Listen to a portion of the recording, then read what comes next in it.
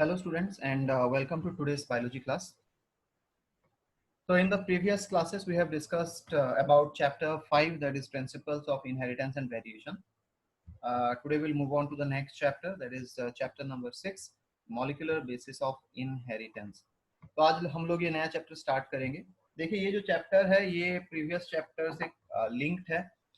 पहले चैप्टर में हम लोग Mendelian genetics and different kinds of mutations, variations, genetic disorders को स्टडी किए थे. यहाँ पे लेकिन हम लोग समझेंगे कि एक जीन कैसे काम करता है, how a gene works. Will try to understand how the different kinds of characters that are expressed, how they are expressed, वो किस तरह से एक्सप्रेस होते हैं, उनके बारे में हम लोग स्टडी करेंगे. So this chapter is molecular basis of inheritance. So let's start. The first thing that anyone needs to know when we are discussing about genetics is a specific mechanism by which the genes are expressed. Now that is called as central dogma. तो हम लोग उसको central dogma बोलते हैं. तो central dogma होता क्या है? What is central dogma? The central dogma of molecular biology is an explanation of the flow of genes. ठीक है, ये क्या है? ये gene flow है, explanation of the flow of genetic information within a biological system. एक biological system में किस तरह से जेनेटिक इंफॉर्मेशन फ्लो करता है, that process is called as the central dogma. इसको अगर सिंपली समझा जाए, आप लोग ये मान सकते हैं कि आपका जो जीन्स है वो डीएनए होता है, and generally this DNA is present inside your nucleus, and DNA is just a simple molecule. वो एक सादा सा मॉलिक्यूल ही है. तो ये मॉलिक्यूल कैसे एक कैरेक्टर को एक्सप्रेस कर पाता है, वो अपना इंफॉर्मेशन कैसे फ्लो करवाता है within the cell, and the cell is able to express those characters, that is called as central dogma. उसको हम लोग बोलते हैं सेंट्रल डॉगमा. ओके. ना DNA contains instructions for making protein. हमारे जितने भी कैरेक्टर्स होते हैं ज्यादातर वो प्रोटीन से ही होते हैं. So when you are talking of a character, actually you are talking of an expression of a protein. Now this DNA contains that information. DNA के पास वो information होता है कि वो प्रोटीन फॉर्मेशन कर पाए. It can form the protein. तो क्या करेगा ये? First DNA is copied by RNA. Okay? तो जो information DNA में होगा वो कॉपी होगा टू RNA, स्पेसिफिकली mRNA हम लोग बोल सकते हैं. इसको हम लोग आगे वाले क्लासेस में डिस्कस करेंगे कि the RNA that we are talking about here in central dogma is mRNA, messenger RNA. Because there are three types of RNA, mRNA, tRNA, rRNA. तो उनमें से सिर्फ mRNA इस प्रोसेस में इन्वॉल्व होता है. The RNA then uses its instruction to make a protein. तो RNA फिर वही इंस्ट्रक्शन यूज करके एक प्रोटीन बना लेता है. ठीक है. तो this process is called as central dogma. Simply बोला जाए, DNA forms a copy of mRNA, mRNA contains the information to form a protein. So DNA से प्रोटीन आ जाता है. Now here is the diagrammatic representation of this process.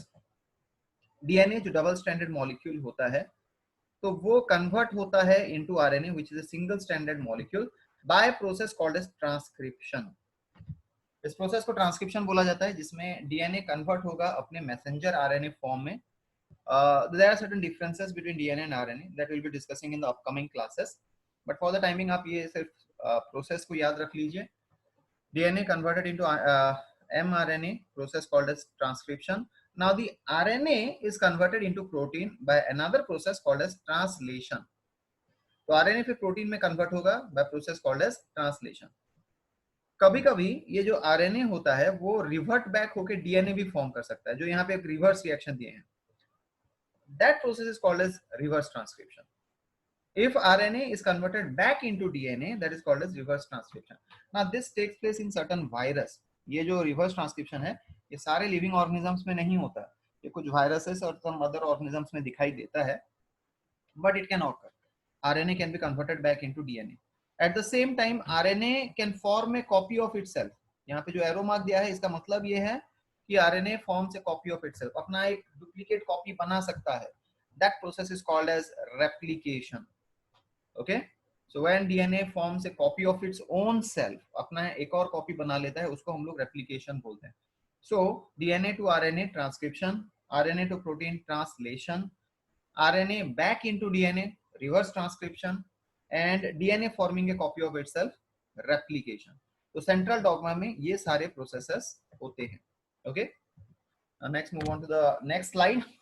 Now, this is about nucleic acids. The genetic material present in living organisms is in the form of nucleic acids. वो nucleic acid के form में होता है. Now, what are nucleic acids? Nucleic acids are actually macromolecules. ये macromolecules होते हैं present in living cell, made up of small units called nucleotides. तो macromolecules हैं, लार्ज मॉलिक्यूल्स हैं, तो ये छोटे छोटे सब यूनिट से बने होंगे. जैसे हम लोग कार्बोहाइड्रेट्स देखे थे कि made up of monosaccharides, proteins made up of amino acids. तो सिमिलरली न्यूक्लिक एसिड्स जो होते हैं they are made up of small units called as nucleotide. We'll get into the structure of nucleotides in the upcoming classes, but for the timing just remember they are made up of small units called as nucleotides. Now, who discovered this nucleic acid? Frederick Mischer isolated nucleic acid for the first time from white blood cells. तो पस cell या फिर WBC से उन्होंने पहली बार identify किया था और आइसोलेट किया था. किसने? फ्रेडरिक मिशर ने. Friedrich Miescher isolated nucleic acid for the first time from white blood cells in 1869 and he called it nuclein as because वो न्यूक्लियस से आइसोलेट किए थे, WBC के न्यूक्लियस से आइसोलेट किए थे, तो उसीलिए उन्होंने उसका नाम दे दिया nuclein. Okay, now this is Frederick Mischer who conducted this experiment, who found out about the nucleic acids, but he did not coin the term nucleic acid.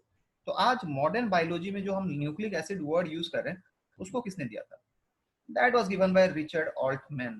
Richard Altman, he coined the term nucleic acid in the year 1889 because of their acidic nature. ये जो molecules थे इनका थोड़ा acidic nature रहता था, तो उसीलिए Richard Altman में 1889 में उसका नाम चेंज करके न्यूक्लिन से न्यूक्लिक एसिड बना दिया. अब न्यूक्लिक बिकॉज न्यूक्लियस से आइडेंटिफाई हुआ था, एसिड बिकॉज वो एसिडिक नेचर का था. ठीक है, so that was done by this person called as Richard Altman. This is Richard Altman on your screens right now. So this person had coined the term nucleic acid. So Frederick Mischer isolated nucleic acid in the year 1869, called it nuclein. Later on in the year 1889, Richard Altman coined the term nucleic acid that is being used in today's world. आज जो हम लोग modern biology में use कर रहे हैं.